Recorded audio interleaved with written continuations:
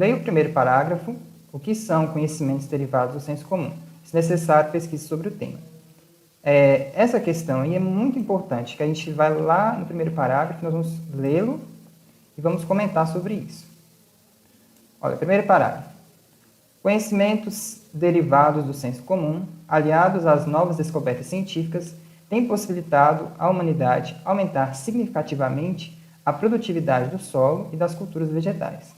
Isso permite produzir mais alimentos e com mais qualidade, demandas importantes para as sociedades humanas que ainda crescem em ritmo acelerado. Então, gente, vamos pensar o seguinte.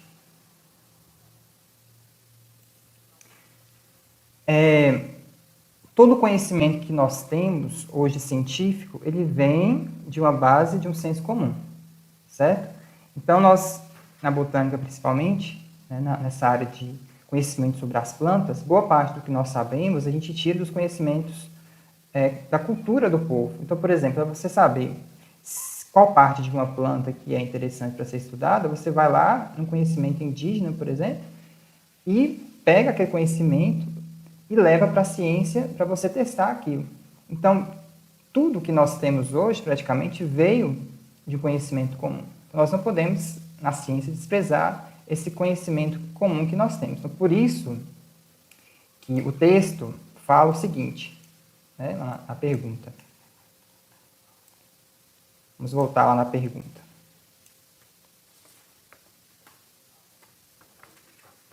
O que são conhecimentos derivados do senso comum?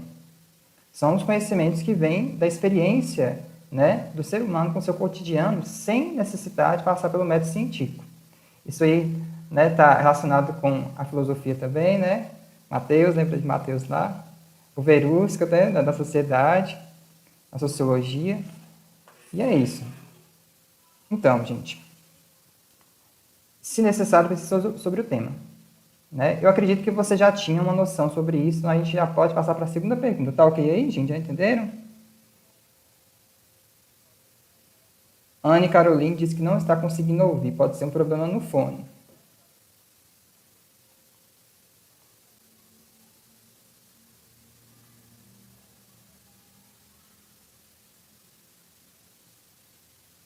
Então, gente, a segunda pergunta aqui, ó. Leia o segundo parágrafo e responda. A. Por que o solo de um campo de cultivo empobrece em nutrientes quando comparado a ecossistemas naturais? Que método é utilizado para evitar que o solo se esgote e se torne impróprio para a agricultura?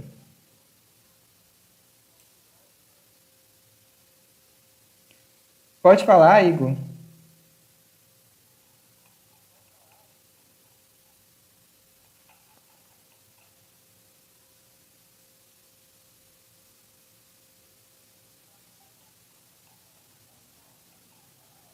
Já entendeu, Igor? Tá bom. Então vamos lá. Nos ambientes naturais, a morte e a decomposição dos seres vivos devolvem ao solo os elementos retirados pelas plantas, o que possibilita sua constante reciclagem. Em um campo de cultivo, porém, a situação é diferente, pois as plantas são removidas inteiras ou em parte e utilizadas como alimento pelas pessoas ou por animais domésticos. Com isso, o solo vai gradativamente empobrecendo em elementos químicos essenciais. Para que o solo não se esgote, tornando-se inadequado à agricultura, os elementos perdidos devem ser repostos periodicamente pela adição de substâncias que os contenham. Essa prática é denominada adubação. E as substâncias adicionadas, fontes de elementos químicos, são os adubos, que podem ser orgânicos ou inorgânicos. Vamos voltar lá na pergunta. Gente, por que o solo do campo empobrece? Vamos pensar nisso. O solo no campo, ele não vai empobrecer em nutrientes.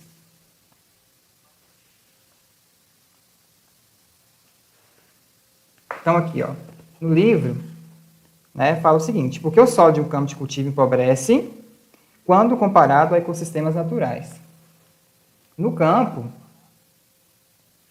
as plantas, elas morrem, e quando elas morrem, elas devolvem para o solo toda aquela matéria que elas retiraram do solo. Então, a planta tira magnésio, tira nitrogênio, tira fósforo, potássio, cálcio, etc. Vários sais minerais lá do solo.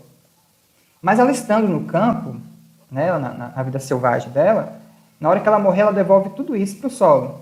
Agora, por exemplo, se você vai fazer um cultivo, vai plantar lá alface, ou vai plantar couve, ou cebolinha, etc. Você vai comer as folhas daquelas plantas. Você não vai deixar que aquela folha ela forneça ao solo novamente aquilo que ela tirou do solo. Ou seja, ela vai ser retirada de lá, né, as folhas, e não vai haver uma reciclagem de nutrientes. Se os nutrientes não são devolvidos naturalmente para o solo, com o passar do tempo, o solo vai empobrecer.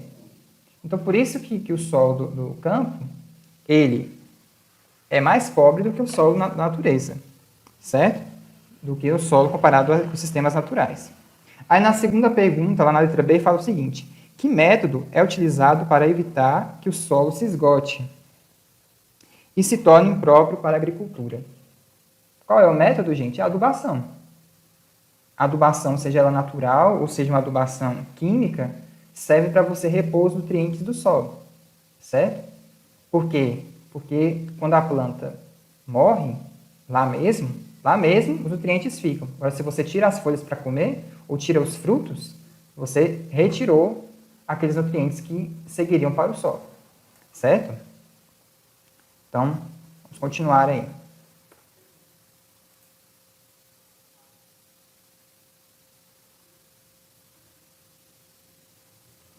Então, gente, a número 3 agora.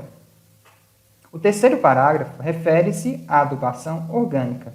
Você já pensou que os restos de alimentos utilizados em sua casa podem ser destinados à produção de adubo orgânico? Como isso poderia ser feito? É lá na 3, né, no terceiro parágrafo, vai falar sobre adubo orgânico. Adubos orgânicos são constituídos por restos ou partes de animais ou de plantas, como fezes e sobra de alimentos. À medida que os adubos orgânicos são decompostos pelos micro-organismos do solo, eles liberam elementos essenciais ao crescimento das plantas. A adubação orgânica, além de fornecer ao solo elementos essenciais, favorece a retenção de água. Certo? Vamos agora voltar lá na pergunta, né?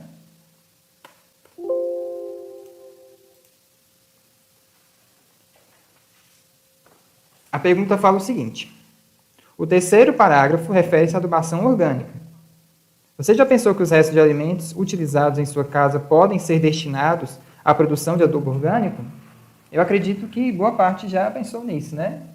É sabido que os restos de alimentos, eles são fonte de matéria orgânica para as plantas. Só que a planta não vai comer a matéria orgânica. Por exemplo, se colocar o esterco lá, a planta não vai comer esterco, né? As raízes dela não vão absorver o esterco. O que a planta vai absorver serão aqueles nutrientes que ela, através da atividade microbiana, né, estão transformando matéria orgânica em minerais. Então, a planta vai absorver cálcio, vai absorver nitrogênio, vai absorver fósforo, magnésio, tudo porque aquela matéria orgânica será transformada por meio da atividade microbiana em minerais para a planta absorver, certo? Como isso poderia ser feito? Na escola mesmo, na nossa futura horta, né, porque por enquanto está parada, a gente pega aqueles nutrientes que, por exemplo, sobrariam da cantina lá, da comida, né, as cascas de verduras, de frutas, ovos, e tudo isso aí vai fornecer minerais para a terra. Primeiro, você mistura com a terra, faz a compostagem, para que os nutrientes sejam transformados pelos micro-organismos em minerais, e depois disso, você consegue fornecer adubo para a planta, tá certo? Então, essa pergunta aí é bem simples também da gente visualizar. Então, vamos a prosseguimento. Tá tudo bem aí, gente? Vocês estão conseguindo entender? Deixa eu conferir aqui no WhatsApp, parece que chegou aqui. Tá. Continuando. 4. Vamos lá na pergunta 4.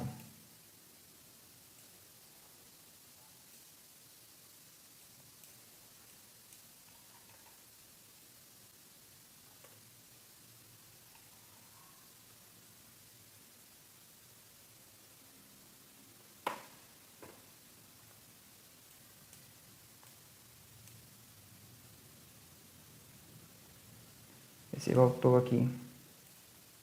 Foi. 4. Leia o quarto parágrafo e responda. Em que consiste a adubação verde? Lá no quarto parágrafo, vamos comentar aqui mesmo. Muitos agricultores estimulam a reposição de nitrogênio do solo com o cultivo de plantas leguminosas. O que são plantas leguminosas? São aquelas plantas que dão legume. Feijão, amendoim, ervilha.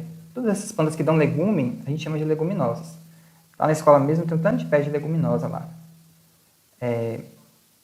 Aquela da entrada mesmo da escola é uma leguminosa. Uma fabácea. Continuando aqui. Que são deixadas para apodrecer no campo. Então, você planta essa leguminosa e deixa ela morrer lá no campo. Esse processo é conhecido como adubação verde. As leguminosas, por viverem em associação com bactérias que fixam nitrogênio diretamente do ar, incorporam quantidades elevadas desse elemento químico. Então, você planta a leguminosa, deixa ela completar o ciclo dela, né? Ela cresce, reproduz e morre. Geralmente são plantas anuais, duram 1 ano só ou 2. Morreu a planta lá, ela devolve os nutrientes para o solo, principalmente nitrogênio, porque a leguminosa tem uma associação com bactérias que façam que elas acumulem bastante nitrogênio, mais nitrogênio do que as outras plantas. E aí você fornece nitrogênio para o solo através dessa adubação verde. Tá certo? Pois é, gente, se vocês tiverem com dúvida, podem ir comentando aí. Eu estou indo. Próxima questão.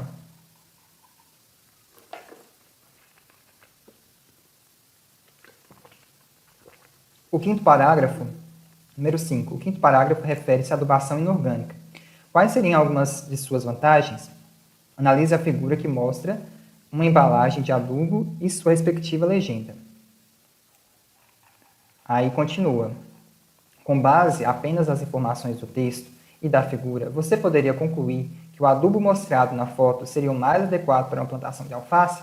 Gente, isso aqui é bem interessante, a gente compreender como que os adubos inorgânicos funcionam.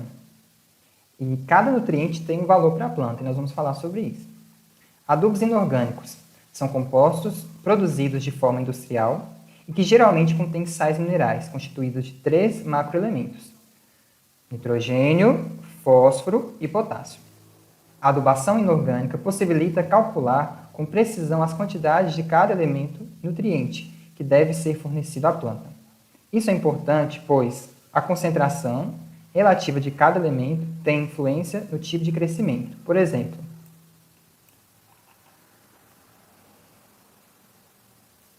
exemplo, o fornecimento de nitrogênio estimula um crescimento vegetativo vigoroso, com produção de muitas folhas em detrimento da formação de estruturas reprodutivas.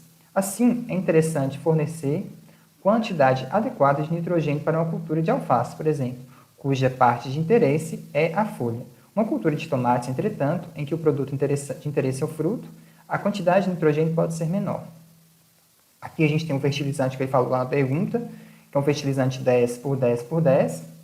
Aí vem a legendinha aqui explicando que essa embalagem de adubo industrializado, o valor de nitrogênio e a porcentagem, por massa de fertilizante, os valores de fósforo e potássio também, neste caso, representam as quantidades de óxido de fósforo e de óxido de potássio, respectivamente.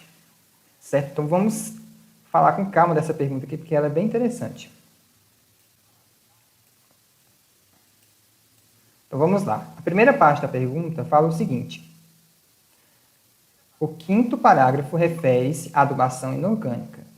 Quais seriam algumas de suas vantagens? Então, vamos falar aqui um pouquinho disso.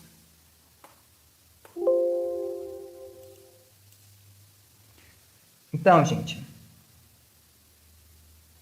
qual que é a importância, né, a vantagem de uma adubação inorgânica?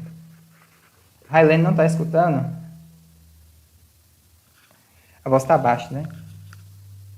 Gente, quando você tem um adubo inorgânico, você consegue controlar a quantidade de nutrientes que você está colocando no solo.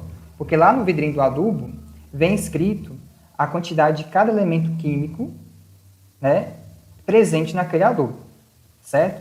No caso desse NPK, por exemplo, que é nitrogênio, fósforo e potássio, nós temos a quantidade exata de cada um deles. Então, por exemplo, se você tem 100 quilos daquele adubo lá, 10 por 10 por 10, você vai ter, então, 10 quilos de nitrogênio, 10 quilos de potássio e 10 quilos de fósforo. Tá certo? Então, 10 por 10 por 10, né, esse 10 aí significa a porcentagem de que aquele elemento químico ocorre no fertilizante, né, no adubo químico. Tá certo? Então, vamos falar um pouquinho disso aqui. Quero mostrar para vocês aqui algumas fotinhas para vocês saberem o que é esse adubo. Deixa eu projetar a tela aqui.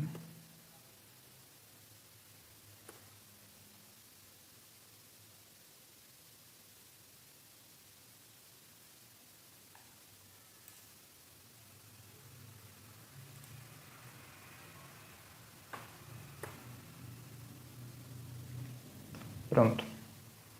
Aqui, gente, deixa eu abrir a foto. Aqui a gente tem o NPK, certo? Que é o adubo inorgânico. Aqui tem uma fotinha até melhor, mais ilustrativa. Essa parte branquinha aqui, ó, do adubo, é o nitrogênio. Essa parte aqui é o fósforo e esse aqui é o potássio. Para que serve nitrogênio, gente? Nitrogênio serve para crescer folha. Então, se você tem um adubo que tem mais nitrogênio, você vai estimular a produção de folhas verdes, vigorosas.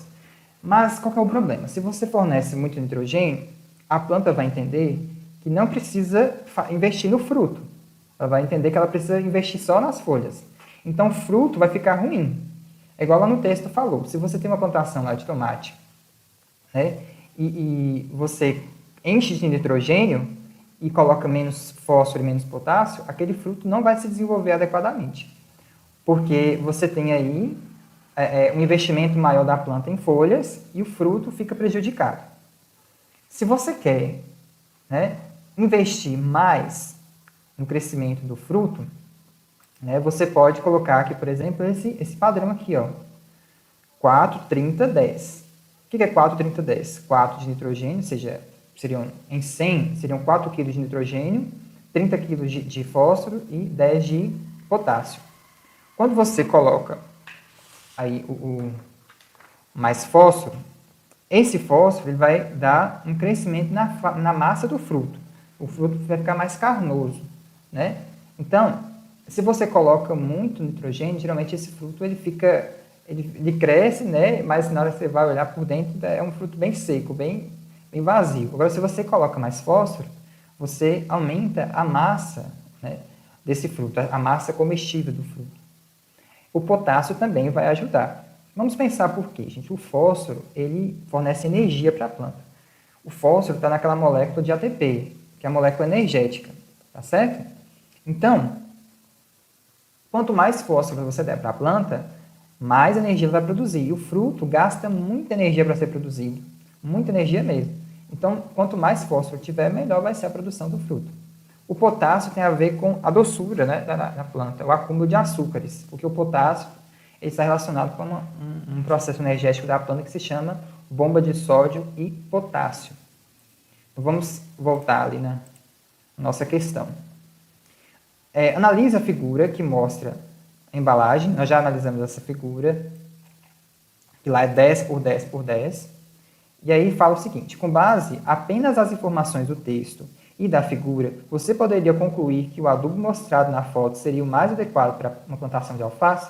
Gente, se você quer plantar alface, vou até colocar minha tela aqui.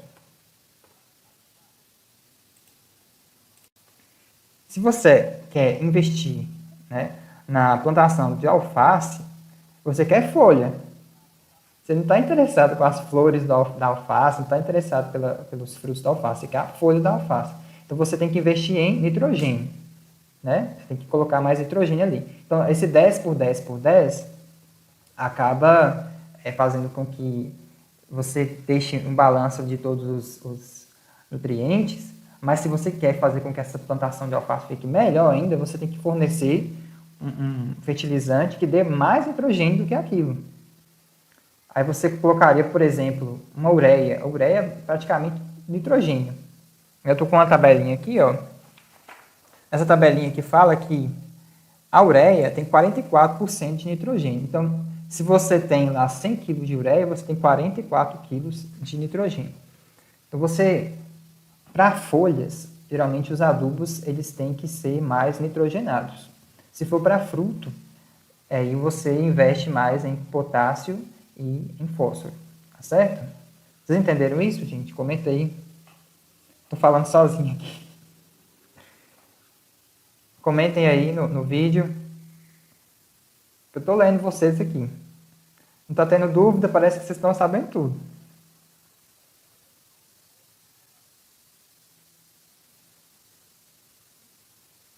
Então tá bom. Ninguém perguntou nada. Ah tá. E quando a pessoa coloca muitos nutrientes na planta, ocorre. Sim. Se você colocar muito nutriente na planta, você vai acabar queimando a raiz. Você coloca adubo inorgânico no solo, esse adubo inorgânico ele faz com que a acidez do solo aumente. Então, se o solo está muito ácido, acaba que a planta não consegue absorver bem os nutrientes, sabe? Por quê? O pH, vocês estudaram isso em química, viu? Vamos ver se vocês estão lembrando de pH aí, potencial hidrogênico. O pH é a medida de acidez do solo, se ele está mais ácido ou se ele está mais alcalino. Dependendo do pH do solo, a planta não consegue absorver um determinado nutriente.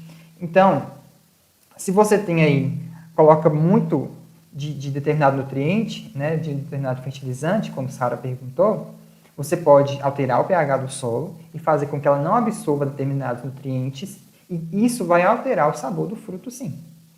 E você pode até nem produzir fruto. A planta pode entender que não está entrando nutriente que ela precisa e ela não produz nada. Porque a planta, ela sabe o que está acontecendo através do solo ali, através do tempo. Né? É assim que ela verifica a situação. Pode ir perguntando aí, gente. Podem ir fazendo perguntas aí, que hoje é a aula de adubação.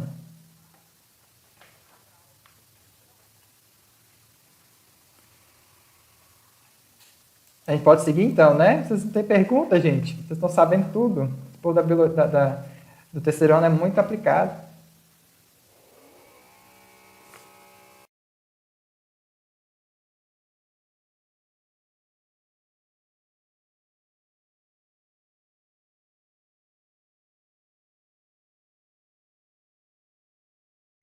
Então, gente, eu vou dar continuidade aqui na pergunta, tá certo?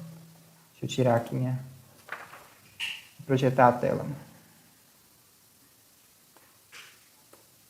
Próxima pergunta aí. O sexto parágrafo aponta possíveis prejuízos ambientais da adubação excessiva. Quais são eles? Bem, se você aduba demais, por exemplo, no campo, acaba que você pode fazer com que haja um excesso, na hora que chove, a chuva leva esses nutrientes lá para o rio, por exemplo, e você acaba contaminando a água.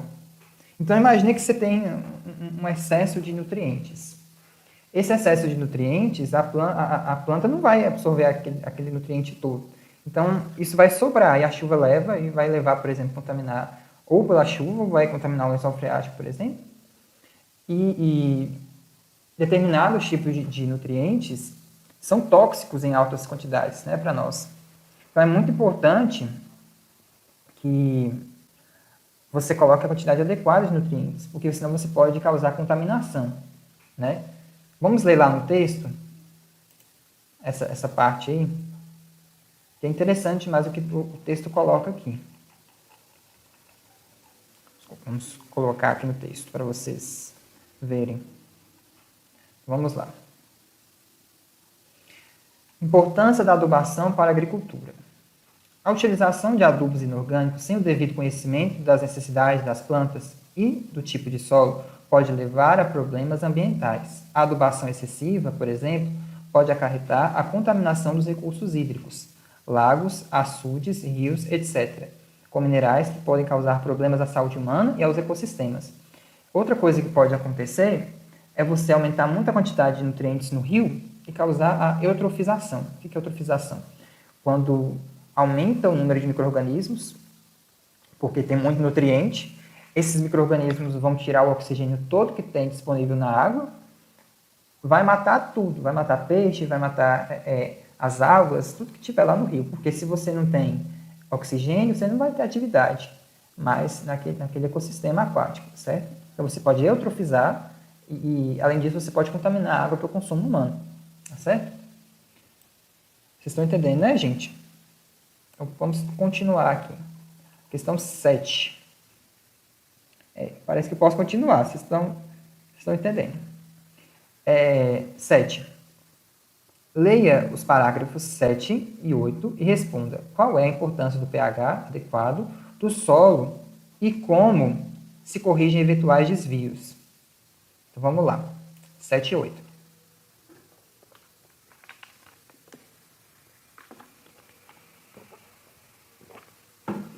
A eficiência da adubação está diretamente ligada ao grau de acidez do solo, medido na escala de pH, que é o potencial hidrogênico. Antes de aplicar os fertilizantes, o agricultor, né? Deixa eu só verificar para ver se o som está saindo, mas tá. O agricultor deve conhecer o pH do solo e corrigi-lo, se necessário. Se o solo é muito ácido, pode-se adicionar calcário, né? Para reduzir a acidez. Se o solo é alcalino, a correção pode ser feita pela adição de sulfato de sódio ou sulfato de magnésio. O pH do solo influencia a capacidade das plantas de absorver determinados elementos químicos. Mesmo que o solo contenha todos os elementos essenciais, uma planta pode não conseguir absorver algum deles, aliás, se o pH for inadequado. Por exemplo, em um solo com pH 8, a planta consegue absorver cálcio, mas é incapaz de absorver ferro com eficiência. Aqui já começa o 9, certo? Então vamos comentar sobre isso aí.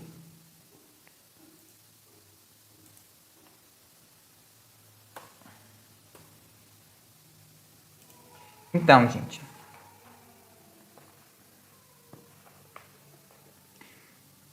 quer saber o seguinte, na questão 7. Qual a importância do pH? A importância é total, né? Vou responder o que é o solo alcalino agora. O pH ele vai influenciar na planta o que ela vai conseguir absorver e o que ela não vai conseguir absorver. Né? O que é o pH ácido? Aquele pH que está abaixo de 7.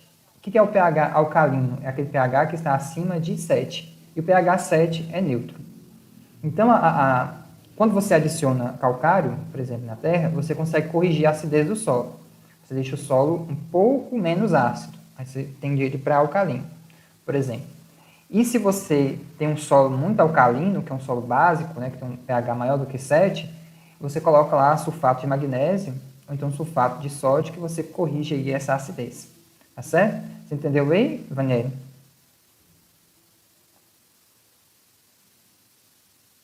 O que é o pH alcalino? Certo. Então, aqui, ó, qual é a importância do pH? Né? Já foi respondido e fala o seguinte: como se corrige eventuais desvios?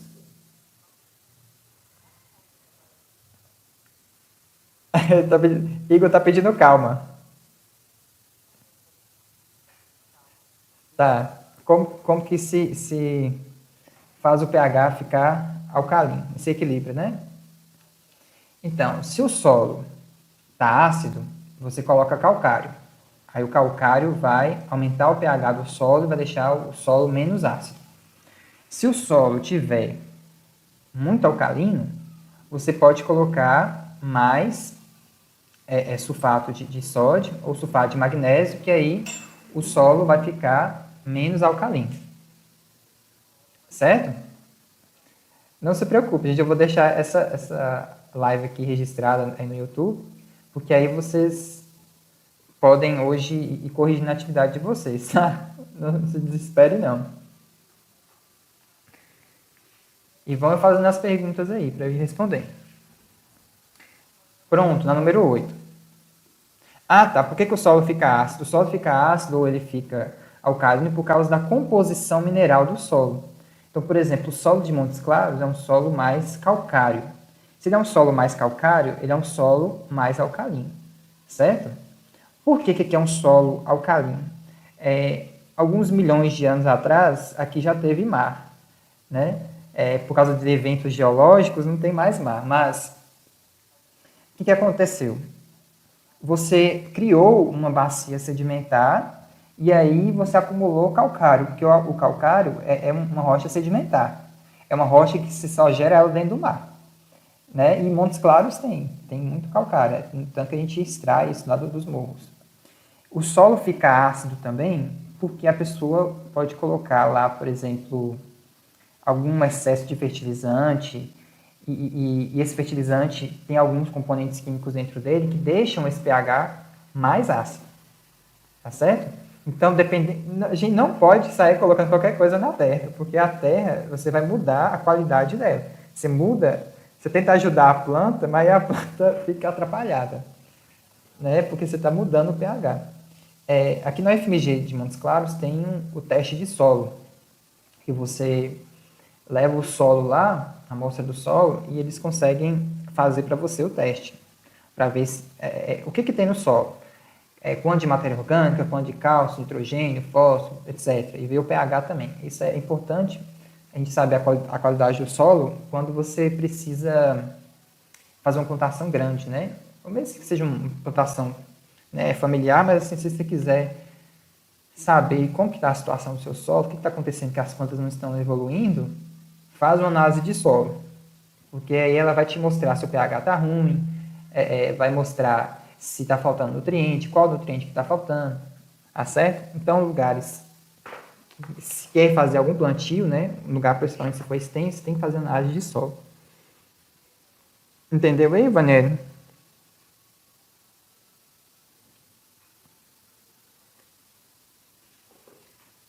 Pode perguntar, gente. Não tenho medo de perguntar. Estão quase acabando aqui já.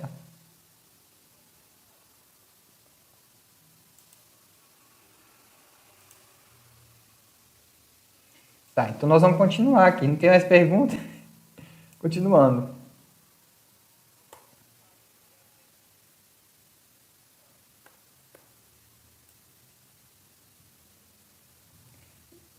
Vamos ver se vai aparecer aí. Tá, apareceu.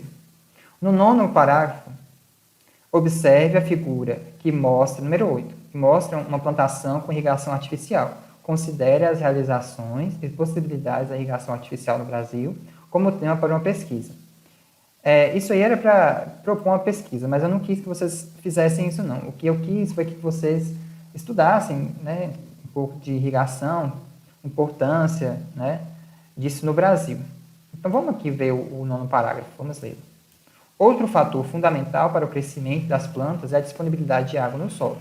Muitas regiões desérticas, apesar de terem solo fértil quanto à composição mineral, são pobres em vegetação porque falta água. Isso é evidente em regiões semidesérticas, que se tornam produtivas quando irrigadas artificialmente.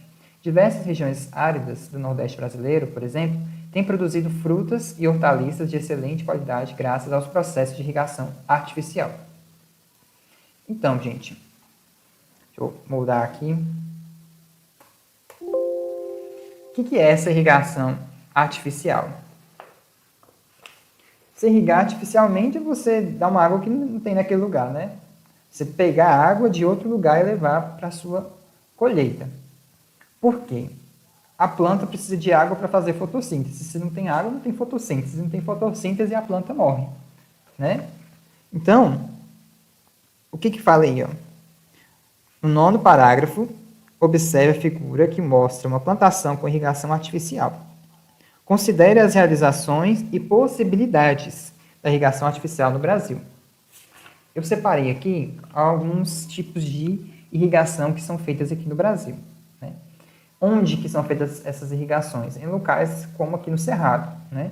No Cerrado, a gente tem áreas secas, né? Que chove numa estação e outra estação fica toda seca.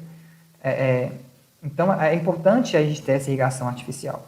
Então, essa irrigação ela pode ser localizada ou ela pode ser superficial. Eu vou mostrar para vocês aqui algumas fotinhas aqui interessantes.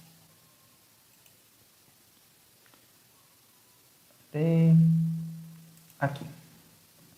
Pivô. Alguém já viu esse pivô aqui, ó? tentar abrir isso aqui, mais maior.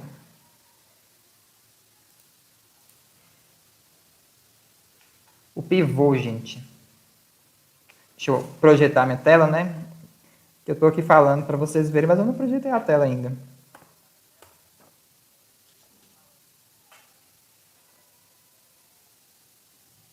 Isso aqui, gente, é o pivô.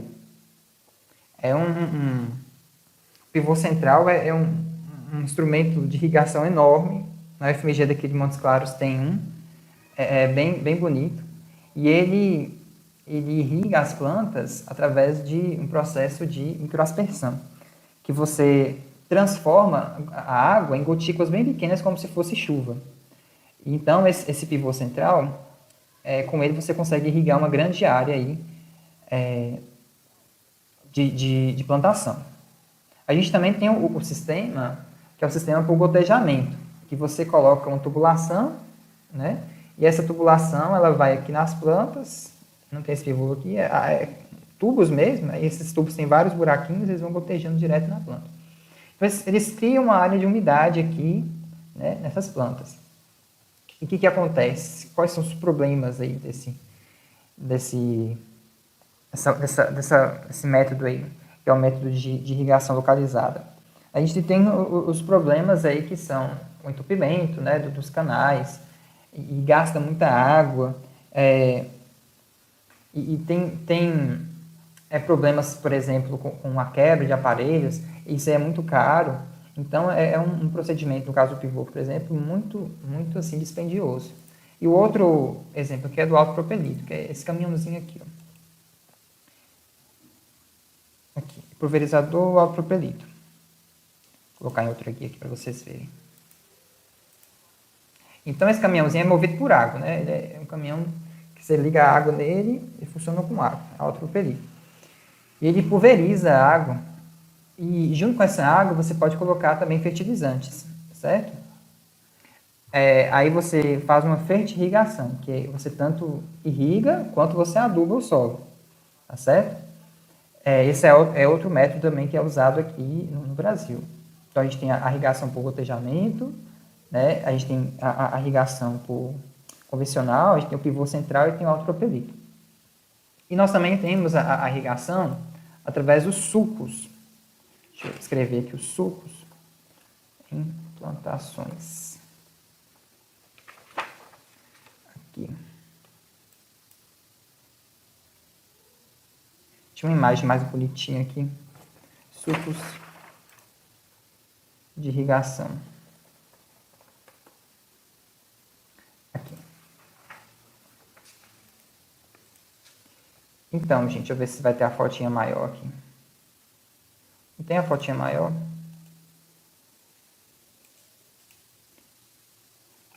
tentar ampliar aqui. Olha, esse processo aqui é um processo de irrigação que a gente chama de irrigação superficial. Então, aqui a gente tem uma plantação, aqui você tem a água e você abre sulcos aqui, ó, entre as plantações. Aí você inunda isso aqui tudo, né? Porque esse processo de sulco é um processo de inundação mesmo.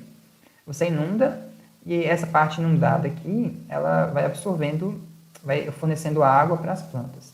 O bom disso aqui é porque você consegue criar uma população aqui de cianobactérias que elas vão nitrogenar a água.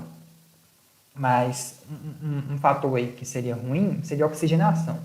Porque tem planta que não gosta de ficar, né, com solo muito úmido.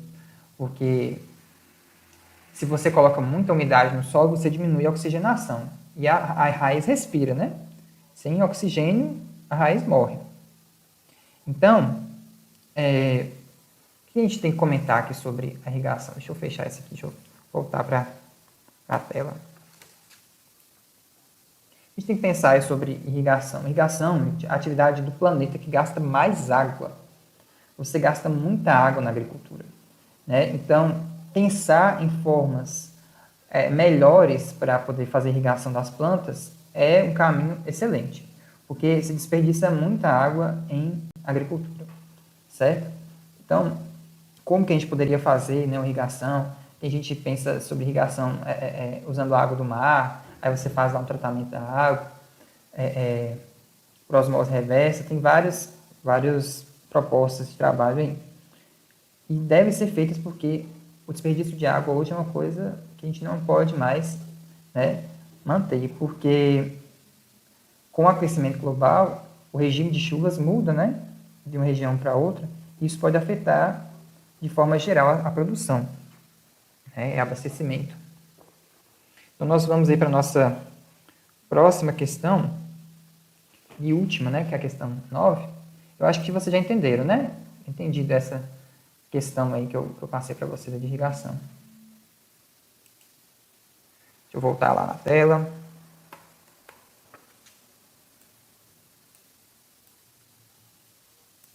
Então, aqui. 9. O 10º e último parágrafo trata da hidroponia. Em que consiste esse método? Compare possíveis vantagens e desvantagens em relação ao cultivo tradicional no solo. Você já viu ou comprou algum produto hidropônico? Eu tenho certeza que você já compraram produto hidropônico, né? Na alface mesmo, boa parte da alface que a gente compra nesses supermercados é hidropônico.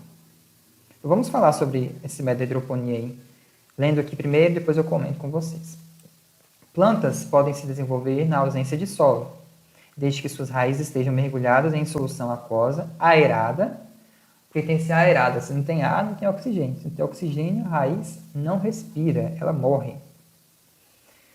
E com os nutrientes minerais necessários. A aplicação desse conhecimento levou à criação de um interessante método de cultivo, a hidroponia, empregado na produção comercial de hortaliças. As plantas são cultivadas em estufas sem solo, com as raízes mergulhadas em uma solução nutritiva que circula continuamente e abastece dos nutrientes minerais necessários ao seu desenvolvimento. Certo? A questão quer saber o seguinte: compare as possíveis vantagens e desvantagens em relação ao cultivo tradicional no solo. Então, eu separei aqui uma imagem de hidroponia para vocês. Deixa eu ver se está aqui. Tem uma imagem aqui de hidroponia. Então, você põe a planta dentro da água. Aí, você põe uns tubos aqui para aerar, para fazer circular essa água, né? Olha lá, para você ver a alface dentro da água. Né? Uma alface hidropônica. Uma alface que não cresceu em solo. Tá certo? Quais são as vantagens desse método? Você tem aí uma produtividade o ano todo. Você produz muita alface, né? ou qualquer outro grupo. A gente usa muito isso para alface, para couve. Você tem aí um consumo de água controlado, porque a água fica circulando, né? Você consegue controlar melhor a água que você vai usar. E as desvantagens. Gente, é muito caro. Esse aqui é muito caro. Para você montar uma estrutura dessa aqui, olha. Deixa eu abrir aqui. Você montar uma estrutura dessa fica muito caro, né? Construir uma estufa desse jeito, fazer todo o programa, fica caro também por causa da mão de obra especializada. Porque não é qualquer um que sabe mexer com isso aqui. Você plantar no campo é uma coisa, você plantar na água é outra coisa totalmente diferente. Você tem que controlar nível de oxigênio na água, você tem que controlar nutriente, é tudo controlado. Então você precisa de uma mão de obra bem especializada. O investimento que você tem é altíssimo. Vai te trazer resultados? Vai, mas é muito caro. Aí o que o pessoal faz? Eles associam com outra técnica, que é a de aquarismo, né? Você associar a cultura hidropônica com o cultivo de peixes. Então, aqui, ó, separei essa imagem aqui para vocês também. Deixa eu mostrar aqui para vocês. Então, lá, ó, aqui você tem um tanque, né, com peixe, geralmente. E nesse tanque, esses peixes vão produzir bastante nitrogênio através das excretas metabólicas dele. Peixe fede amônia, né? Tem gente que fala peixe fede amônia, fede mesmo. Porque o peixe excreta amônia. A amônia não é boa para a planta, a amônia é tóxica, só que as bactérias vão transformar essa amônia que o peixe produziu em nitrito e depois vão transformar em nitrato. Aí o nitrato a planta absorve. Então, nesse sistema que associa, tem até uma imagem até melhor, deixa eu abrir aqui. Nesse sistema que você associa a cultura de peixes com as plantas, é muito bom. Por quê? Essa água aqui, ela vai ser tratada, né? Não é simples assim, saiu daqui e veio para cá, não. Você trata a água, você faz controle de pH, você faz controle de oxigênio, faz controle ali de micro-organismos, de qualidade de nutrientes. Só que esse processo, ele é mais barato do que aquela hidroponia que eu mostrei para você. Você monta uma estufa, monta uma coisa assim bem estupenda, né? Bem rica. Isso aqui é mais barato, porque você pode usar um processo um pouco mais em conta. Eu estava vendo um vídeo que o investimento inicial para eles montarem lá foi de R$ 1.200. Se comparar com a hidroponia de uns 50 mil, dependendo de qual que for, do tamanho, né, da menor que tiver. Então, nesse processo aqui, ó, você faz uma associação, isso aqui se chama aquaponia, que é uma relação entre o cultivo de peixes e o cultivo ali de plantas. Aí o peixe fornece nutriente para a planta, e aí isso aqui vira um ciclo, né? Vira um ecossistema mesmo. É bem interessante. É a ração, as excretas, as fezes dele, que vão virar nutriente para as plantas depois. Tá certo?